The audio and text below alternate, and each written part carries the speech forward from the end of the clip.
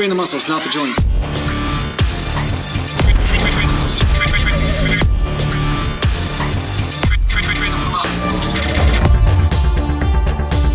Welcome back to Natural Gallant Bodybuilding, and today I'm going to talk to you a little bit about losing strength on a cut. Now, there's somebody, DJ, I think that's your name, DJ. Sorry if I'm mixing up your name, but he's concerned because he's losing a bit of strength on his bench press during his cut because he's trying to cut some body fat right now, and he notices that his bench press has gone down. But a lot of his other movements have not gone down. So I'm going to talk to you a little bit about why this might be. All right, let's close that puppy up. All right, let's get a coffee here.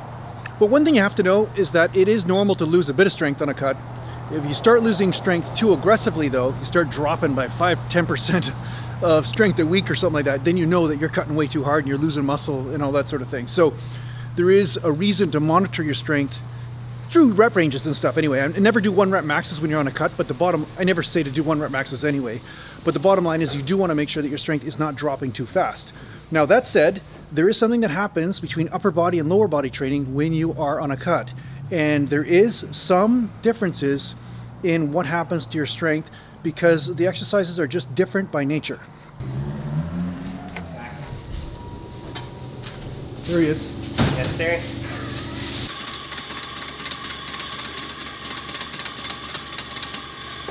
He's beating the crap out of that thing. It's your birthday pretty soon. Oh yeah, it's yours too. Yeah, mine, yeah. Nobody wants to talk about my birthday. No. Your birthday's more important. Yeah, it is. It's more important. It is. Yeah, that's what I thought. Don't stick that in your pocket.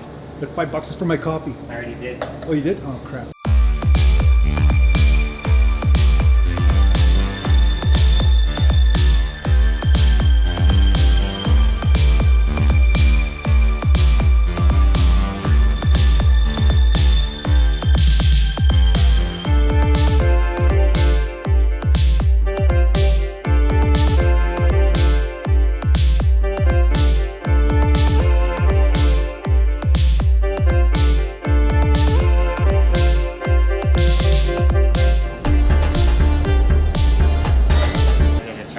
Trying to jip me on the chocolate. You think I wouldn't notice?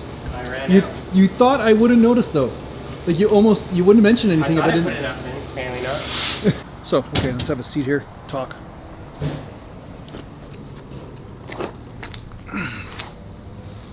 Sometimes in order to get a video up, I need to do it on the run. So that's why I'm in a parking lot filming here, not up on the woods or whatever, because that takes me about a half-hour drive each direction. You know, all that stuff. So here I am getting a question and answer just for the sake of helping you guys out, okay? So the bottom line is, one thing that I found when I was on a cut is that I would lose strength here and there, okay? But not a lot of strength. I mean, because that's the whole point. You don't want to lose a ton of strength, but you will lose some. And some of that strength is going to be just from sheer body weight loss. And that's something that a lot of times people forget. They don't necessarily understand it. They think that they're losing muscular strength, but really all they're doing is they're going down a weight division.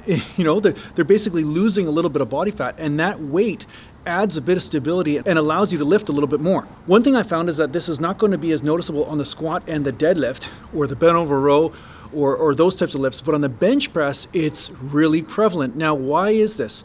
Well, one thing I found is that just your upper body, first of all, your upper body stores more fat than most of the other areas in your body. Most men, anyway, store more of their fat or their excess body weight on the upper body. That's where the fat usually gets stored. And so when they lose body fat, their upper body loses weight. So that said, when you're laying on a bench, your stability is partially based on how much body weight do you have on that bench? How much stability do you have? Like, how much are you able to stay stable as a weight tries to move you? Any sort of subtle movement of the bench, any subtle movement of the weights is going to move your body. And the lighter you are, the more this effect will be exaggerated.